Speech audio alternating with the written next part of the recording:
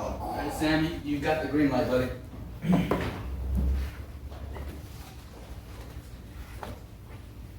Anyone else coming in? Hey, they're gonna trickle it down. All right, we'll let them trickle for a moment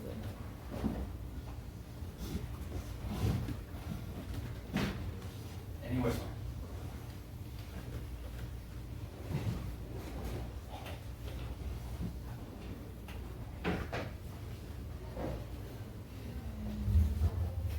I'm gonna take HDL and just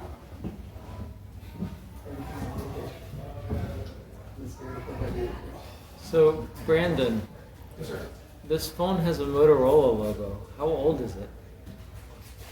Old enough for it to be used for these purposes. No. Okay. Want to get a piece of cake?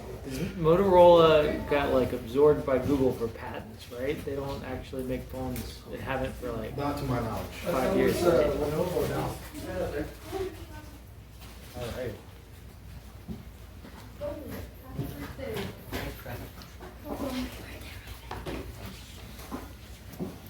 All right. Well, hey everyone. So, I'm Sam Copeland. I'm a national master. I am the reigning state champion with Mike.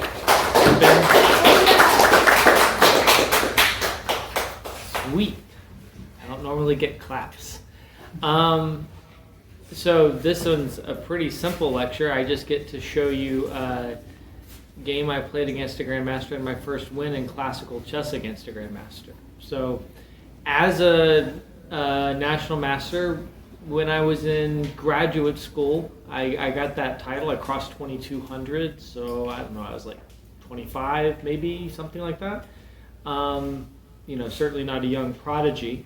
That comes with a ranking of 2,200, or a rating of 2,200. But that's U.S. Chess Federation. Grandmaster is minimum rating of 2,500 FIDE, which is about 600 points higher rated. So obviously Grandmaster is the highest title in chess. And statistically, against a Grandmaster kind of at the normal level of, say, 2,500 FIDE, I should only be able to score like 4 points out of 100. So it's a tough calling. Even if I'm the state champion against any Grandmaster, I'm quite an underdog.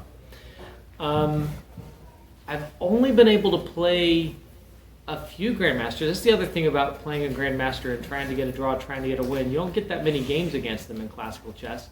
So I think I've drawn 3 before, and then I've lost maybe like 5 or 6 games against Grandmasters. But I mean, the total number that I've had a chance to play is, I think, a bit under 10, something like that.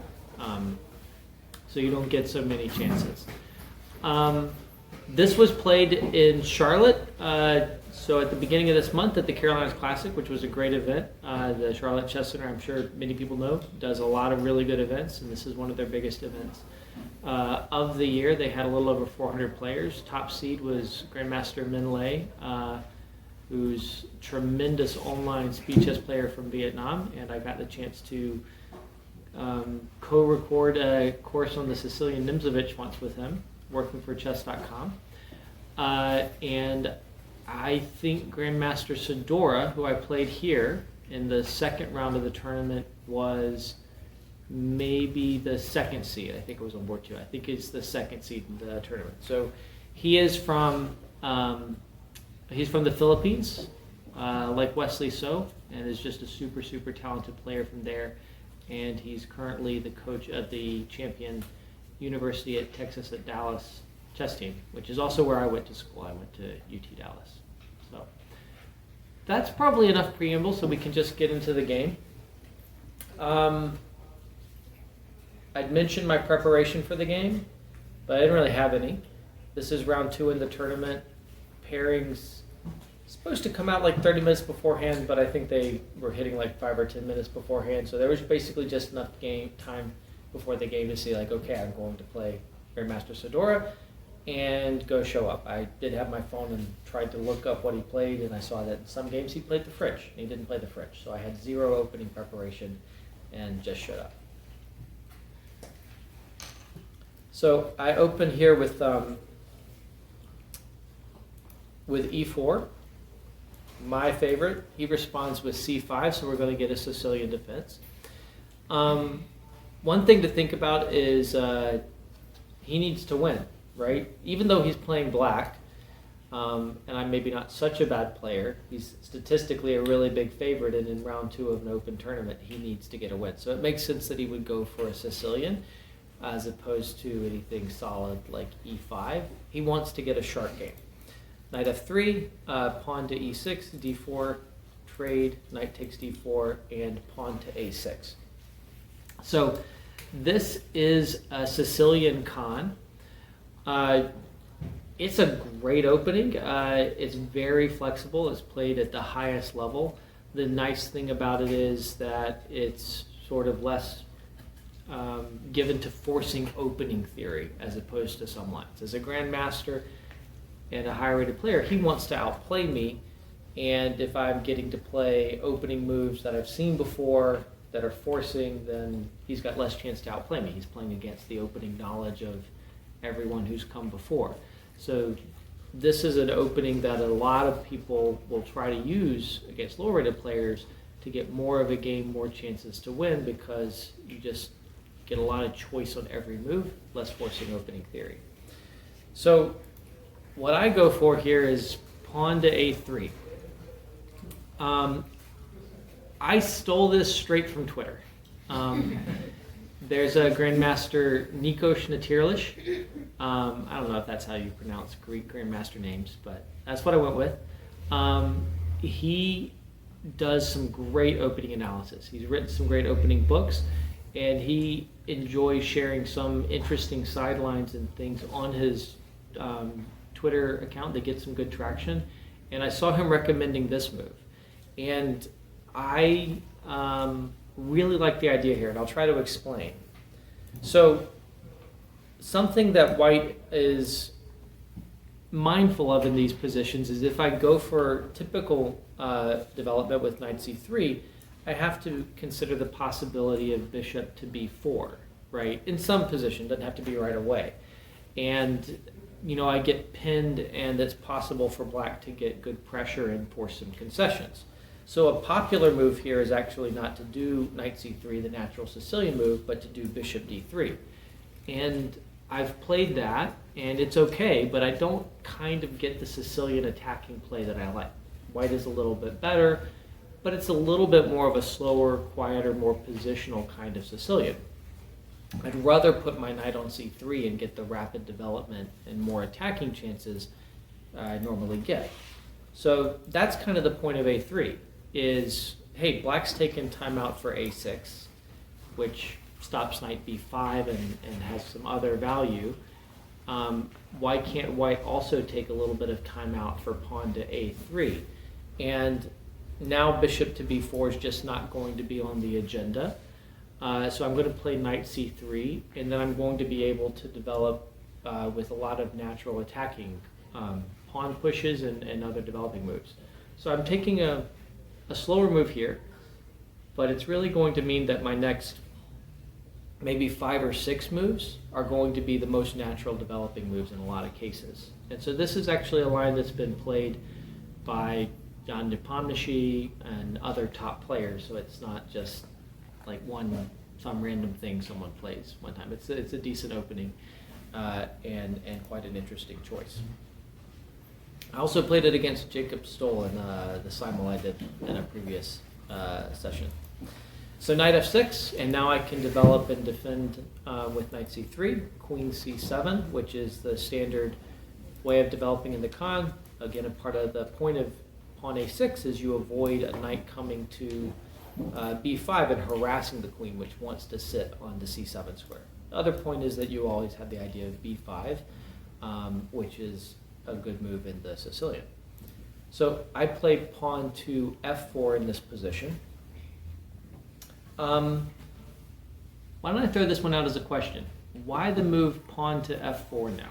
What's the main point of pawn to f4? Mm-hmm.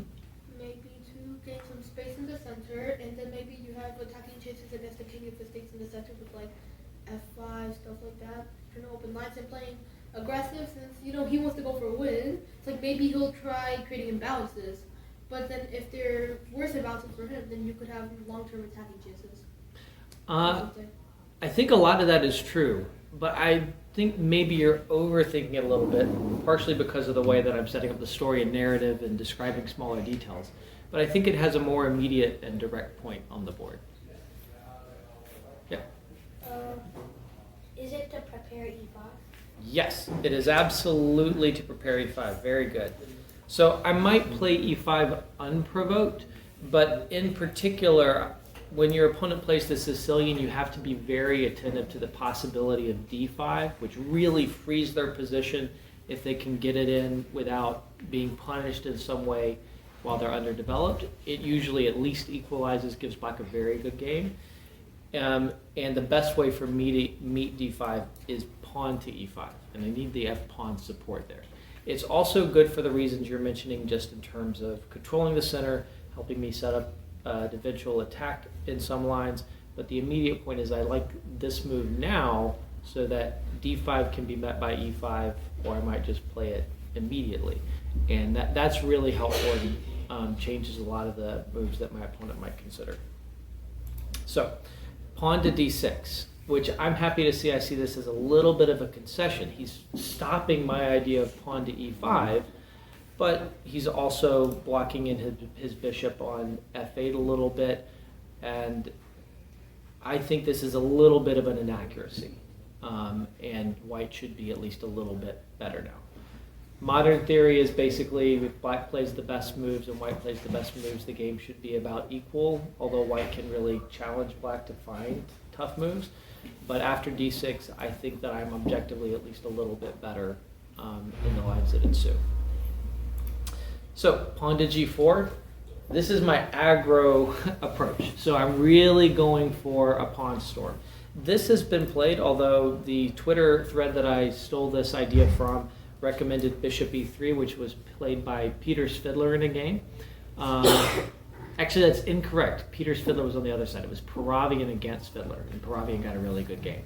So I just forgot that the move I'd seen recommended was bishop e3, and I went g4 instead, because that was just the more aggressive kind of move that appealed to me.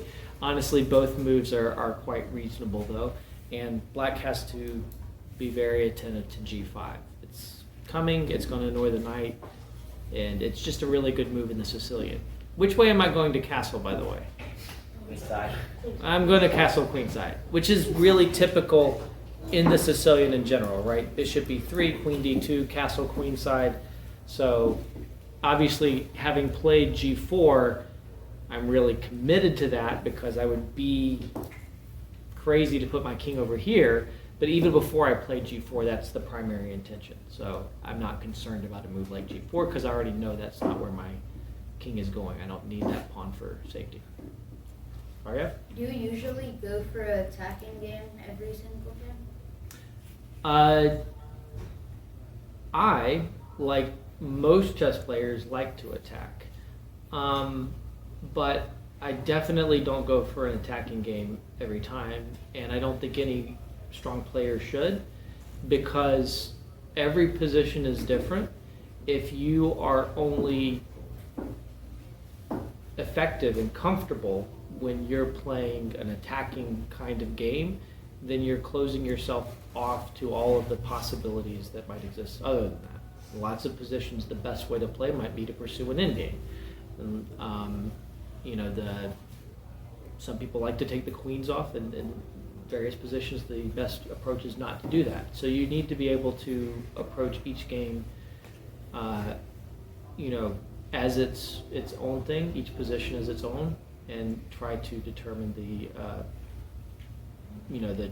to make the choices that are going to give you the best chances to get a good game, good position, put pressure on your opponent, and that's going to differ in every game. My game before this, I was really stuck in a defensive mode, and I managed to eke out a win after my opponent tried too hard to win. And the game after this was more positional, and I managed to win an endgame. So this one's attacking in nature, but I had to play in other styles as well. Would you suggest playing like this at club level against the Sicilian? I wouldn't suggest.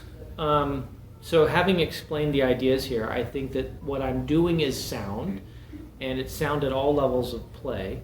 But I wouldn't suggest for anyone who's learning to go for an approach where you're pushing as many pawns before you've made your king safe as I'm doing here. I have a plan to make my king safe, and it does work here. Everything I'm doing is positionally sound, but it's a little bit, don't try this at home. If you try pushing a lot of pawns with your king still in the middle, needing several moves to castle, you run a high risk of a small misstep or getting distracted on an upcoming move, leading to you just getting absolutely destroyed with your king in the middle of the board, to be totally frank. So after G4, it seems obvious to me that you're castling queenside, but what I'm unsure about is when you play F4, I still don't, it's not so clear to me if you should be castling kingside or queenside. So had you already decided that you were going to castle queenside when you played F4? I wasn't closed off to the possibility. There are definitely opening variations where I could still castle kingside. I don't have like a lot of opening preparation in this line, but I do have some lines where I still castle kingside in that variation. But most lines I do castle queenside. Let me ask you a very basic question. Why do most chess players in most games castle kingside? Quicker. It's quicker. You move the e-pawn, you move the bishop, you move the knight, you castle. And you benefit from having a safer king, and you've also brought a rook in. It's just very natural development. In the Sicilian, you play pawn d4 early before you settle the position for the king, and you're likely to play knight c3. So in most Sicilians, after 5 or 6 moves, you actually aren't in a position where it's quicker to castle kingside anymore. And so it's very natural to castle queenside. In Sicilians, you'll see players castle both ways very frequently, and it's basically just that speed equation changing. Yeah. All right. I love the questions, by the way. I'm happy to go off topic in any direction. Not even off topic, just in any direction. I think that's fantastic. My opponent plays knight c6 now. Probably another bit of an inaccuracy. So the lesson is that even a grandmaster can easily, make some mistakes, make some inaccuracies when they don't have opening theory. Chess is really, really complex. The engine recommends pawn to h6 instead of knight c6, kind of holding me back a little bit in terms of pushing g5. It's always double-edged, though, because when you do that, and I do push at some point, I get more open lines. Black gets to open up the rook when they capture on g5, but I also open more lines in the center of the board. Computer says this is the way to play, but it's not like it's an easy choice or that one can ever see to the end as to how that will play out. Yep. Wait, instead of knight c6, can black go e5? To attack this pawn here? Yeah, and also they would think that we're also attacking the knight at the same time. Yep, they are attacking two things, the pawn and the knight. That is definitely a Sicilian move that you have to consider in a lot of positions.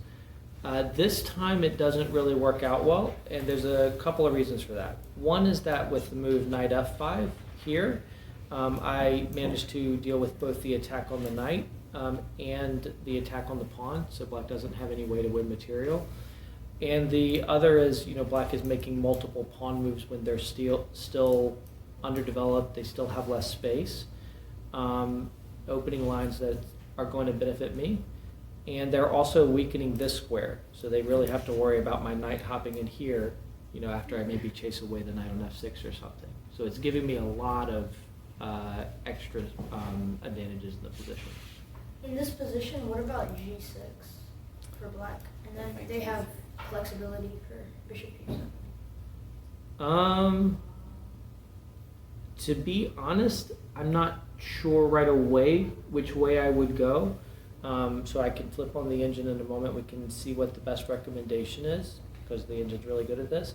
But I'd be thinking maybe about this move. It's very complicated. Obviously, I'm giving up one knight, but I'm getting this one. This pawn on f6 could create some checkmating ideas. I have this idea still. So these kinds of forcing lines get away from some of the kind of general thinking, general strategy that we're doing. You have to calculate very concretely. But that would be one thing I'd think about is maybe immediately there. That could be really strong. And I'm also not sure that it's bad to fall back here because I can just positionally go to d5. They could capture on f4, but I still think it's good for me. So we'll flip on the computer eval and see what it says about g6. So it likes capturing here and then going bishop g5, which is a good point. It also likes knight e3 and it likes g5. So we have three choices that are all very favorable for white. And my analysis without the computer wasn't so crazy. we have good choices, two of which are the ones that were intuitive to me, and then I missed the other one. Make sense? Yeah. You have the time spent per move from each side to see where black or white took the most time in different positions. I don't have it immediately to hand, but this game was relayed on chess.com/events. And so the DGT, like the DGT relay does feed the move analysis there, and I'll mention a few key points in terms of how much time I did spend. But I don't remember exactly. I moved reasonably quickly through the opening. My opponent was also like 10 minutes late to the game, thereabouts. I was paranoid at first that he had, because pairings just came out right before the round, that he had stayed up in his room, had his computer out, was looking all my games up, because I just play everything publicly on chess.com, and was going to come with a whole bunch of preparation. But I think he was just late getting back from lunch, because he didn't have any opening preparation specifically targeted at me when he showed up. Yeah, so I had that like 10 minutes edge, and I was trying to kind of maintain that edge, and I managed to keep it through the opening phase. It's always beneficial, of course, if you can stay up on the clock relative to your opponent. Okay, so knight c6, g5, supernatural. I kick the knight back. It falls back to d7. I play bishop e3 here. Pawn b5, again, very natural Sicilian move. There's the idea of bishop e7. I will say that one thing black is doing, and these moves do make a lot of sense, like b5 and bishop b7, it's also risky because black isn't taking the time for like bishop e7 and castling, which is dangerous as well because you walk into my attack potentially. But it can be risky to be in the mode where you're developing the queen side and not addressing the problem of where your king is going to sit and how you're going to develop the king side pieces. So b5 and queen e2. A lot of people would go queen d2 here, and I think the computer quite likes queen d2 as well. I don't remember what its first choice is. But I like putting the queen on e2 in many cases. Sometimes you can create tactics against the king on e8 that those ideas actually come up in the game. And I also like sometimes access to g4, sometimes access to h5. My ability to get in on the light squares can be beneficial. The downside of putting the queen on e2 is maybe that you block this bishop, but I don't mind that so much. I like the positives of the attacking location of the queen in so many lines. So in many Sicilians, I like to put the queen on e2. It's not like it's right or wrong. It just is my preference. So I want to ask here, black has one choice that, according to the engine, and I think according to my feeling as well, is better than any other choice in terms of giving just a slight disadvantage. I want to ask if people can spot the recommended idea for black. I think it's actually super instructive. I actually think it's really, really hard, but let's test our brain for a moment and ask what black's best continuation is.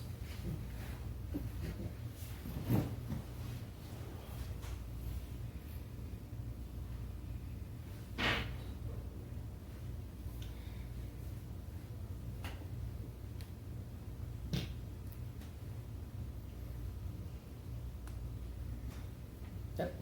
Maybe knight takes d4, bishop takes d4, and bishop to b7. Try to slow down the march of the e pawn and the f pawn, because if either move you just take and then the rook's pin. So try slowing down the attack to give black enough time to maybe get their bishop out and just be safe. You're on the right track.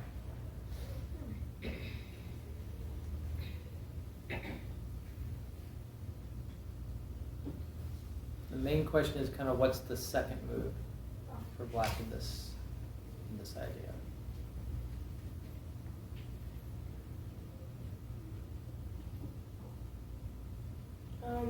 So like knight takes d4, bishop takes d4, and then e5. That's not the right continuation, and I think that the reason, but I do appreciate the suggestion. I think the biggest problem with e5 here would be knight d5. Black always has to be very, very careful about my knight getting to that square.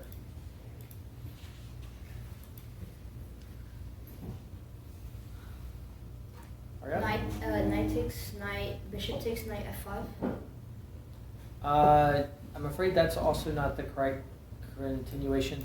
I would say both for e5 and for f5, something that I would think about is you're trying to find like a tactical solution. Tactics are a really big part of chess, but tactics also emerge from a superior position generally. Black is generally undeveloped, still has their king in the center. Okay, my king's in the center too, but I can castle on the next move and bring the rook in. So a tactical solution like e5 or f5 is really inviting me to blast black, to punish black for that kind of thinking. So I'm actually going to reveal the solution here. The right move is knight to b8, which I think is a great positional solution. And basically the idea of knight takes d4, bishop takes d4, and then knight to b8, undeveloping, and I've just been saying black is underdeveloped, but black underdevelops further.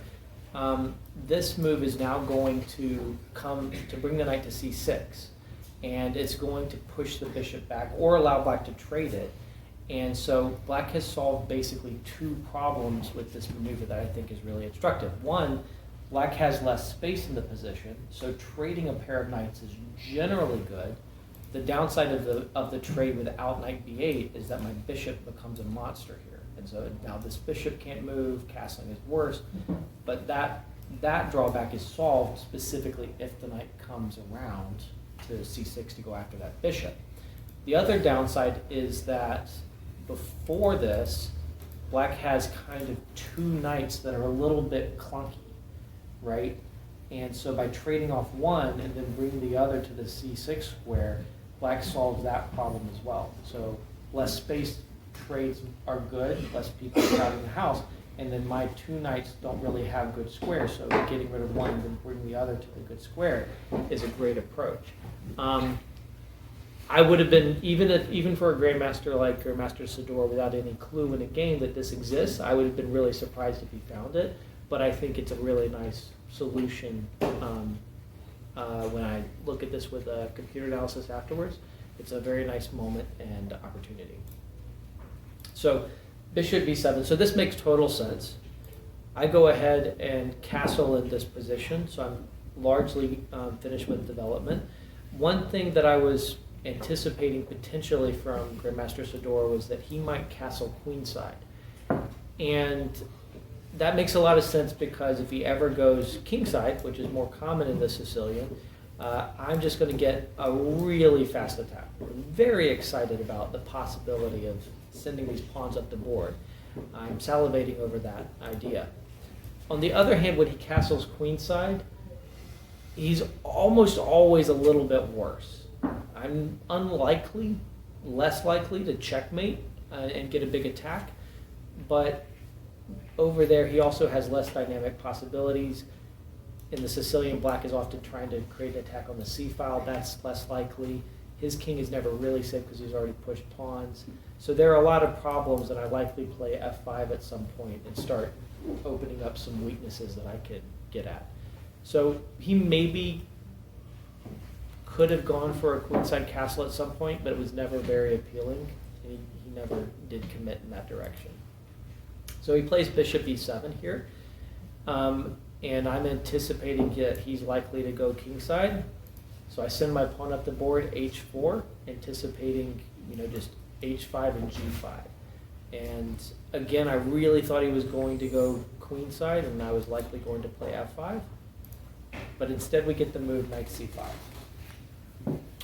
Knight c5, I think, is a decision that he makes just because he's not happy with the other choices, if I'm entirely honest. He doesn't want to go queenside for the reasons mentioned, even if maybe that's the best available option. It's not so appealing, and I'll push f5 and I'll have a lot to work with. He doesn't want to go kingside and commit there because I'm going to attack him there. So he's leaving the king in the middle of the board and playing a move like knight c5. But the knight's not so great on c5, and he's really kind of saying, hey, you're not going to be able to swing a good enough punch to knock me out, right? And so naturally the big question is, can I swing a knockout punch here? And I'll pause in this moment and ask for suggestions. If you're looking for a knockout punch, and I'm basically ready, like my pawns are in position, I'm castled, my pieces are on their best squares, it's not really a position where I can improve that much, I should go for a punch. What is that punch that I should search for in this moment? Yep. Maybe b4 forcing the knight back to d7 and basically asking you, like, hey, your knight came here, now it's going back. Now you have the same dilemma again. Are you going to castle queenside or queenside? Try getting some space. I don't want to push on the queen side because I kind of needlessly create issues for my own king. So I think that's one issue. I also don't know that b4 is necessarily helping because I'm not even sure his knight is better here. So even if he just goes back to d7, I kind of feel like I've weakened my position without needing to. And there's also moves like knight a4 that might be good. I'm not entirely sure that there's not tactics with like a trade on d4 and something here. I don't know. Or knight takes b4, knight b3. I'm not sure. Probably it doesn't quite work, but I won't be shocked if I can get punished here. Let's see. I don't get punished. So knight d7 and I'm still better here, but I do have better than b4. Wow, knight a4, then rook h3. That's the best move for white. That's kind of crazy, but also these rook lifts do come up in a number of lines. So, it's good to know these in some positions. I'm just curious on the move before why black didn't just go b4. I might be missing it. Instead of Yeah, he's going to have to trade the pawn. It just seems like. I don't necessarily disagree with you at all that this might be one of the better choices, but I'm also not concerned about this from my point of view. I'm still ready to consider maybe immediately pawn f5, and I might also have knockout blows. I don't think black really has an attack over here. So I can flip on the engine again, but my intuition is that it's not a bad move given the available choices. And the computer actually says it's best, but I still am like a clear plus pawn better, and other moves are similar in that regard.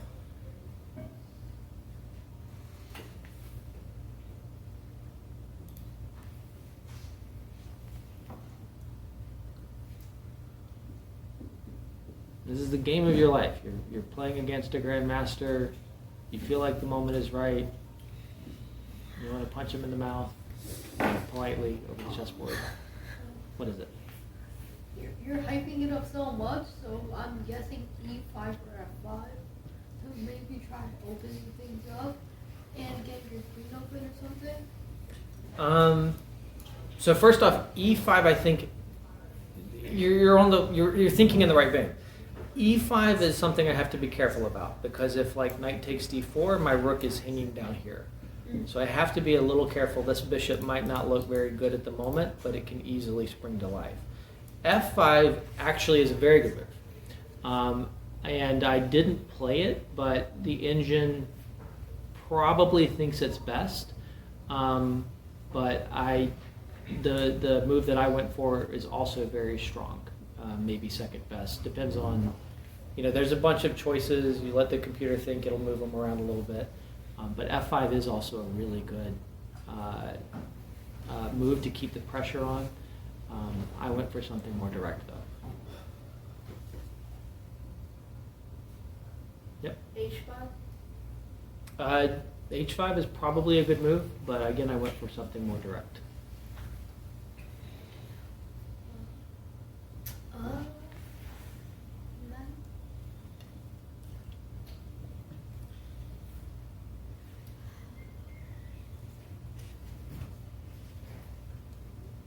You sag on B5.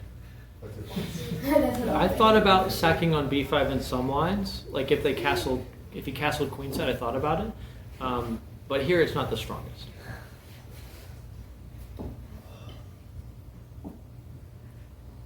Bishop G2. I'm going for a knockout blow. That is Okay. the opposite. It's not a knockout. That's sensible. Very good, sensible move. It is not the knockout. Like this is a moment, right, where his king is in the middle of the board. I can play bishop g2 and I still have a great position. But is the bishop on g2 really that much better than on f1? I mean, it's probably better, but it's not a big difference. I want to get them while their king is in the middle of the board. And I want to give them time to solve that problem. H5, Hmm? Queen H5. Not queen h5. I think my queen is actually really good on e2. I'm not sure it's better on h5. Yeah, there's probably a few things to think about there, but it's not on the right track, I'm afraid. I don't know, this is like terrifying, probably wrong. I don't know, I'm thinking about knight d5. So knight d5 is a really common Sicilian idea to try and open lines in the middle of the board. Especially because the queen is on the e file. On the e file. I'm So thinking there could be a second. I didn't go for this, but you're on the right track. I don't know honestly if this works, but I thought I found a better version of this kind of idea. Knight to f5. Yes, that's what I played. Holy fuck. Well, I thought of random Saturn. Knight Of course it did. f5. I did spend like 30 minutes here, and I dipped below the Grandmaster's time in doing that. I don't remember if I was where I was relative to his time management before this. But I spent a ton of time on this move, and I can't calculate it to the end, but I felt like my resulting attack was going to be really strong. It was going to be very hard for him to play in the positions that come after this. And I mean, it's just a once in a lifetime chance to go against a Grandmaster and be like, I'm going to play knight f5, an intuitive piece sacrifice. I think it's strong, and let's see how this goes. There were moments in the game where as I was evaluating it, again, you can't calculate to the end. It's a very intuitive sacrifice. That's also something he said after the game. I was thinking about like Mikhail Tal's games, and specifically there's a game Tal versus Larson in 1965, where he sacrifices a knight like this. There's no way to immediately get it back or anything, but you open up the lines, all of your pieces are humming, their king can't find safety, and it worked out tremendously for Tal. And so having a master game to compare to helped me, feel confident that I was on a good track here. Shouldn't this be a brilliant move instead of interesting? You should put this as brilliant. So I thought it was a little too arrogant of me to add my own brilliant exclamation points to this move, but yeah, I think it depends on how you evaluate it. Like I say, it depending on which engine you're looking at, it's like maybe the second best. Like any engine I look at, F5 is a bit ahead. Like F5, depending on your engine, might be like +3, and this might be like +2 something. But this is super, super strong, and maybe harder for him to meet. Like, this one introduces the idea that there's a lot of lines where he can get checkmated, whereas after f5, maybe I like win a pawn in a bunch of lines. That's still going to be really hard for me to convert. We've got 40 moves, and he is a great player, so it's still going to be very challenging. So there's something to be said for the practical difficulty of facing this kind of attack. So knight f5. First off, he doesn't have to take it. He can just castle. It's just very favorable for me if he castles to eliminate this bishop and then continue with my pawn storm on the king side. So he does take the knight, which I think makes sense, right? It's not like he's losing by force. He's playing a lower rated player. It's no fun defending, but I still have to be accurate. So taking this and being like, all right, show me what you got. If you manage to break through with your attack, so be it. But if you falter, I'm going to get the win. So I think that decision does make sense. So he takes my knight. Next move should be more straightforward. Next move is Knight d5. knight d5, yes. So this is a big part of the point, is this knight is a monster, right? Another part of the point is that I'm opening up the e-file, right? So those two things are really the big deals, and it's very hard for his king to get out of the center without losing material. So he has a big question to answer. Where should he move the queen? Just considering time, I'm going to answer quickly here. He could move somewhere back in these directions. What I'll do then is I'll just capture on f5. I get one pawn back from my sacrifice knight. I open lines, but this pawn on f5 is really good and can push forward. If he tries something like queen c8, which is actually very strong if he finds a good next move, when I take here, he doesn't want to take back because of this move. And he's just getting kind of massacred there. The fork isn't good? Yeah, knight d6. There is an extremely crazy computer move here that I certainly didn't consider in the game. I don't think he did. Where I'm actually still better, I think. And I'll show it here. He has the move knight d4. Crazy computer move. Point is, this bishop is unleashed, and this bishop is a monster. But even here, it looks like it's probably close to winning or maybe just winning for me. So this might have been his best solution, but it's still not very good. He does get this, but when I take here and he takes the rook, I take here and he's pinned. And then I get this. He needs to give the exchange back, because if he tries to move the rook, then this is actually just like his king is in major, major trouble, and it's not like his rook is better than the bishop. So he gives the exchange back. And ultimately, this is a very forcing line where after this move, because of this discovery, I get an extra pawn in the endgame. But it's an extra pawn where I should be able to win, because I got 3 pawns versus 1 pawn on the queen side. So it's actually quite convincing. But certainly an interesting, super sharp, crazy line with this move knight d4. What about knight d6, like after he plays queen c8? Instead of taking the pawn on f5. So, I mean, I can throw this in, but I'm actually not interested in giving up the most amazing knight in the world for the boring rook on a8. This rook is just not better than the knight on d5 at the moment. Could I do it? Yes. Am I that much of a coward to cash in like that against a Grandmaster? I'm not that much of a coward. I'm keeping the knight.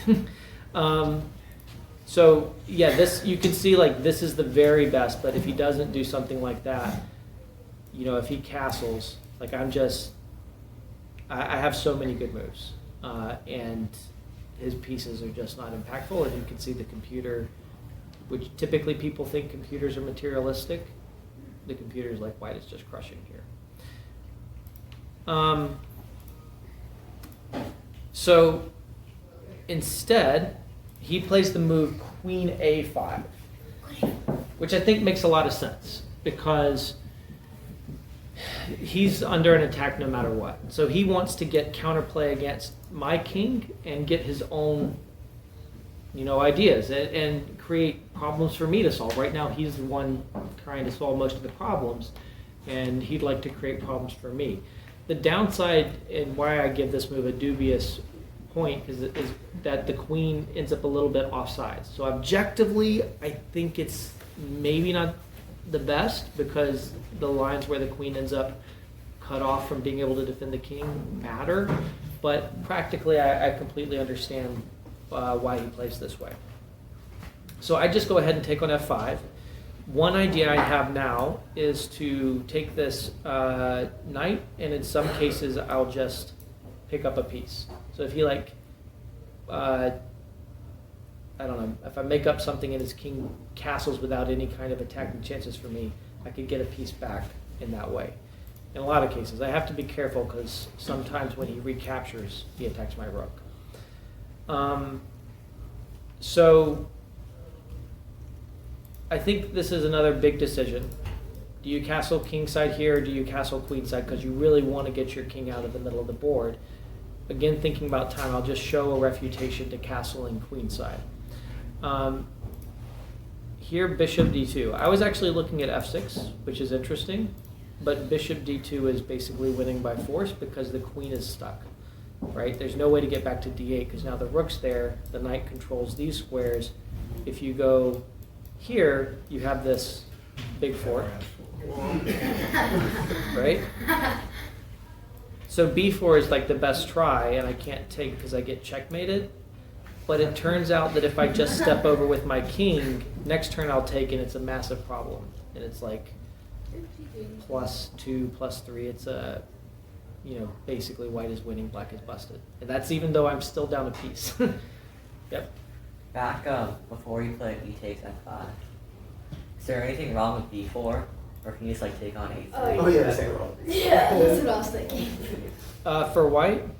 Before e takes f5. Oh, after queen a5 here? Well, yeah, if I play b4, this goes with check. So the idea of the pawn fork, he hits me with check, and then there's other problems, but the fork doesn't even get time to work.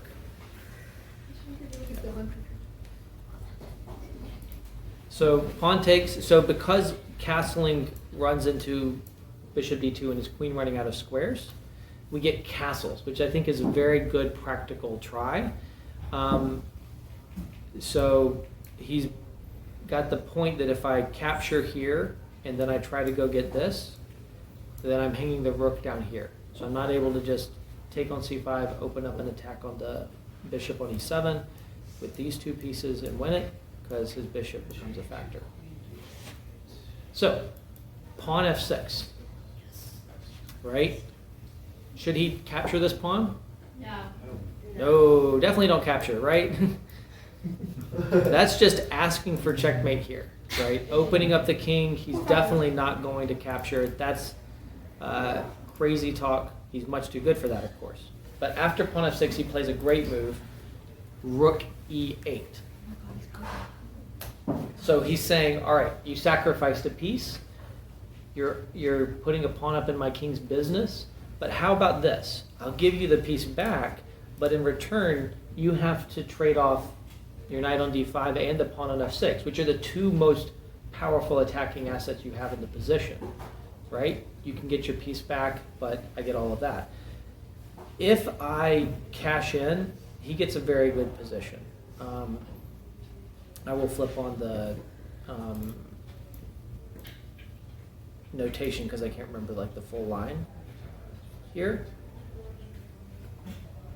But if I go for this, black is basically about equal in the resulting position. After all these trades, I need to move my rook, so I move it up to h3.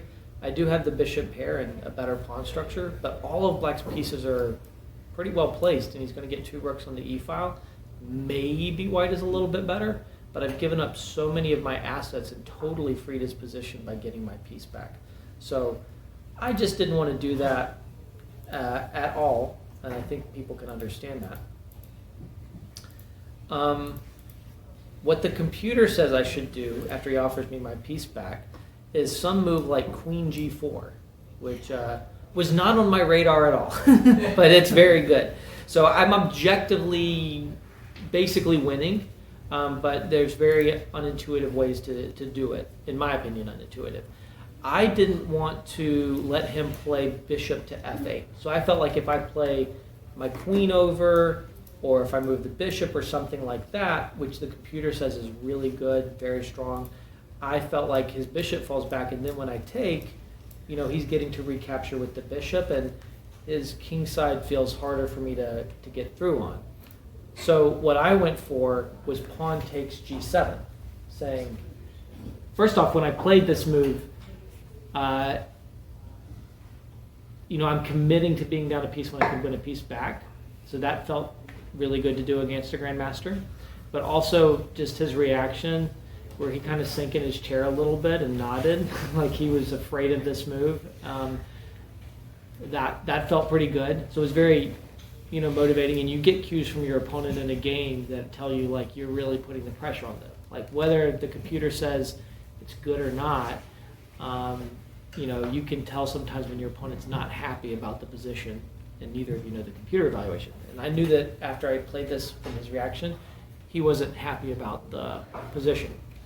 Basically, his king is never going to be safe, and he's got to worry about so many things. Maybe knight f6, maybe my pawn pushes forward to f6, my queen can try and come into h5, maybe g6 is a winning tactic when my queen gets in at some point. There's a lot of great ways to try and checkmate this king. All of that said, this move is a question mark move according to the computer, because he now has one, and only one, opportunity to save the game. And so I'll pause here, and I'll give you a chance to find the best move for black.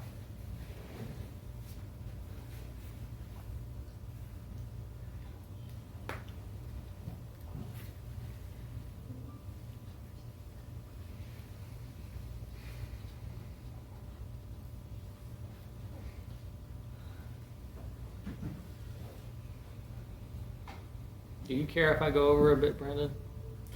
No, I think we've got a few extra minutes before we start our class. Okay. All right.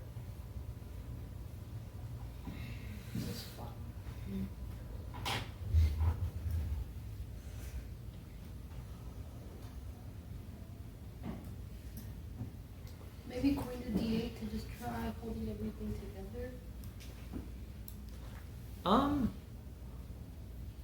So I guess I was trying to think about what's wrong with queen d8. It does feel a bit slow, but very immediately I think the problem is I take here, and when you recapture with the pawn, your queen is lined up with my rook.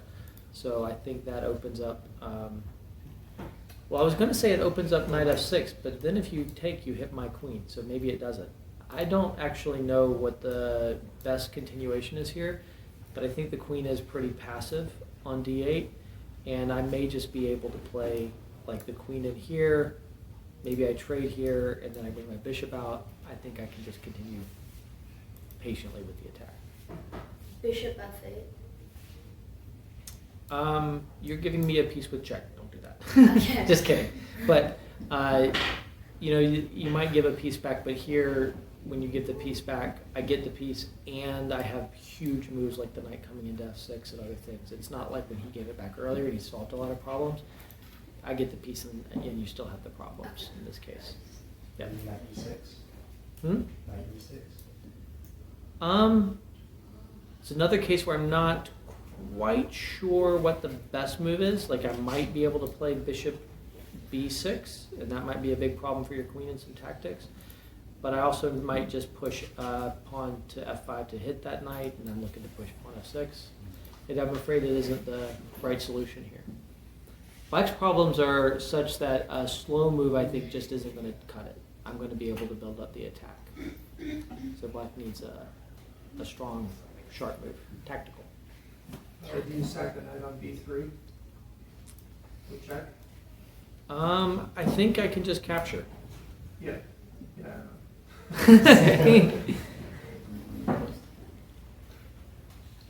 Like D4 again? I don't know. I think I just take with the rook. Yeah.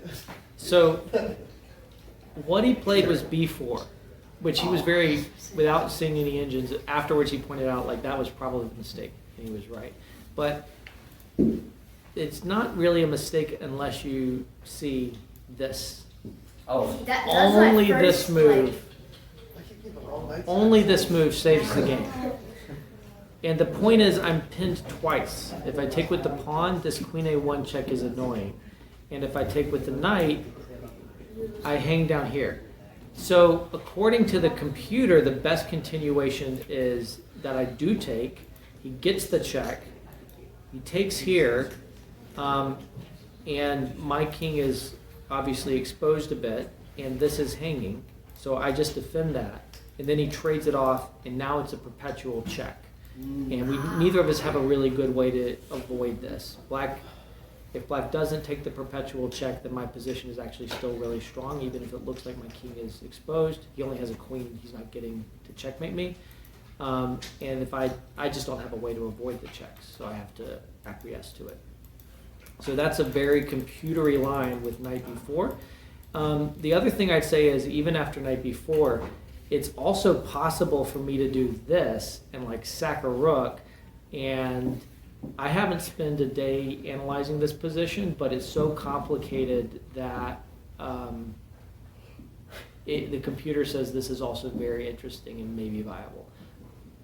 I felt really proud to play as gutsily as I did and sacrifice against the Grandmaster and go for it, but I think I would have taken the perpetual rather than trying this whole rook sacrifice. This feels a little much, but it might work. In any case, fortunately for me, he didn't find knight b4. He plays b4. So he's trying to get counterplay against my king, which makes sense, of course. He wants to open things up. And like knight b4 managed to create enough counterplay for a draw. But just tactically, this one doesn't quite get there. So here's the strong move. I take on c5. And the big point is that knight was defending this square. By eliminating the knight on c5, now my bishop is able to get here shortly, and I have a very simple idea. Queen h5, and I just want to checkmate here. My idea is I'm going to put the bishop on d3. I'm going to checkmate on h7. Doesn't matter that I'm down a piece. How are you going to defend that? So he actually doesn't have any way to defend it, but he has a good try. He goes knight e5. Which is very clever.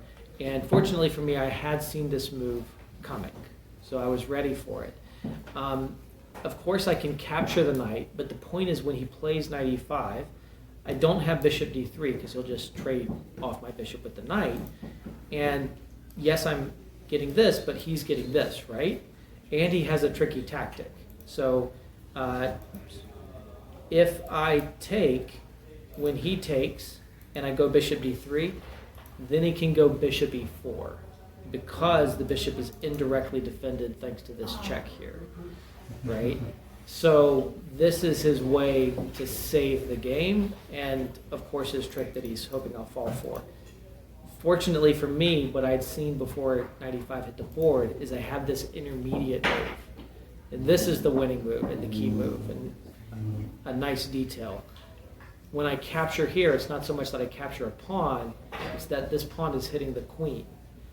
And the queen doesn't have a good square to go to because she's really perfectly placed right now attacking the knight along with the bishop. But now she has to go to another square like f2, which is what he picks. And now when I capture here, his queen isn't attacking the knight and he's not able to get the piece back. So I've just won back my piece. And I still have all of these ideas. Of course, it's always difficult to finish off a Grandmaster, but after bishop takes, rook takes, I'm up several pawns. I'm going for this. It is a winning advantage for white. Queen e3 check. I step back and block with rook d2. Queen e4, attacking the rook on h1. At this point, I had about 10 minutes left, which isn't so bad, but obviously not so much time. So I considered bishop d3, saying, hey, you can have this rook with check. And then I step back and block, and my rook hits the queen, and I'm threatening checkmate up here. But then I saw this move, bishop takes g5 check, and I can't take this way because of this. So that was tricky, and I avoided this. This still wins for white, because I can take with the queen instead. And after he moves the queen, he just doesn't have a great place to move the queen that's attacked. I can just go back and threaten mate on h7, and it works. but I didn't have a lot of time, so I glanced at that, saw bishop takes g5, and said, okay, I don't need to go for that. Instead, I'll just play bishop g2. Now everything's defended. I'm up pawns, and I skewer the queen and rook. So I felt at this point, I knew I had a stone cold win. This was easy to calculate, so I went for this. After queen takes e5, I go and play rook f1, so I don't need to capture the rook right away. I'm threatening a different mate. So he plays queen takes g7. He doesn't have a good choice, so this one makes sense. And what's the best move for white here? Maybe just bishop d5, and after like rook f8, rook f2, until like that pawn's gonna fall. And Bishop d5 is great. There's something else though. Rook f7. Yes. So that move, I should have put 2 exclamation points on this. Even though I consider knight f5 is the move I'm proud of that I consider brilliant. This is the move that gets the exclamation points, the brilliant symbol from game review. You know, it's a bit trivial, but it's very, very strong, and it's a classic tactic here. Rook takes f7, and the point is, of course, if queen takes, then bishop d5 pins and wins the queen. So that's very, very clean. He tries queen g6 in this position, but I just trade the queens, and then I get to throw in rook takes e7. My rook was hanging. When he captures back, he loses the whole rook up here. So I'm winning a queen, bishop in this position, and I have pawns and all the other assets. So he resigned after this move, rook takes e7. So he was a really good sport afterwards. A lot of people ask me how he handled the loss, which I think is a common question when someone loses, someone gets an upset. I don't actually love the question so much because it focuses on the negative, like how someone's handling loss, rather than the experience of, getting an upset and winning, a first achievement. For me, I prefer to focus on the positive of someone, playing a strong game, whether it's me or anyone else, rather than like someone's emotions in a moment where they felt like, they weren't at their best. But he was a great sport. He laughed when he resigned. We chatted for like 10, 15 minutes afterwards. I'm sure that most of us can relate to not feeling like a 10, 15 minute chat with the opponent after a difficult loss, but he was a super great sport, and I appreciated that. But yeah, there's my first ever win in classical chess against a Grandmaster. I'm super proud of it. It is exactly the style that I think everyone daydreams about getting a win against a strong opponent in. And I'm very, very happy with the game. All right. Is this going on YouTube? When I get a moment, I actually recorded it for YouTube like a week ago, but then my mic fritzed out partway through the recording, so I have to do it again. So I need to put it on YouTube when I get a moment. Yes. Yep. What was his score at the end of day 5? My score? Like his score. Oh, well, he won the rest of his game, so he finished with 4 out of 5. And what was your score? I finished on 3 out of 5. I started really well. I also won the next game, so this was round 2. So I started with 3 out of 3. So there were, after round 3, 3 Grandmasters and me with a perfect score, which felt pretty good. But then I got another Grandmaster, and this time I got crushed. It was a semi-interesting game. He got a really good position out of the opening, and I knew I had a tough situation, and so I went for sharp choices, and I got punished for them, but I also made him find the sharpest continuations, and he did. And the last game was not good. So I got 3 out of 5, but still with this game and 2 wins against strong players, I gained like 22 points in the tournament, which is a lot for one tournament at my level. Yeah. So did he get first? No, with 4 out of 5, he wasn't in first. There were, I think, a couple of Grandmasters, 2, maybe 3. They got 4.5 out of 5 because they had some draws amongst each other. Grandmaster Minlay got one. And like, I think Minlay got. I think he was one of the ones who tied for first because I think he drew in the 4th round against another Grandmaster, and then he won his last round game, which was a very nice game. And I think that Grandmaster Ehrenberg, who beat me in round 4, and maybe Grandmaster Becerra drew very quickly in the final round. So that might have been the finish. Maybe Ehrenberg won alone, actually. No, they're only two. Maybe Ehrenberg and Minlay, because Bercera, I think, drew Yeah. both the other two. So Yeah, he might have Ehrenberg had and two Minlay. draws instead of one draw. Yeah. Anyway.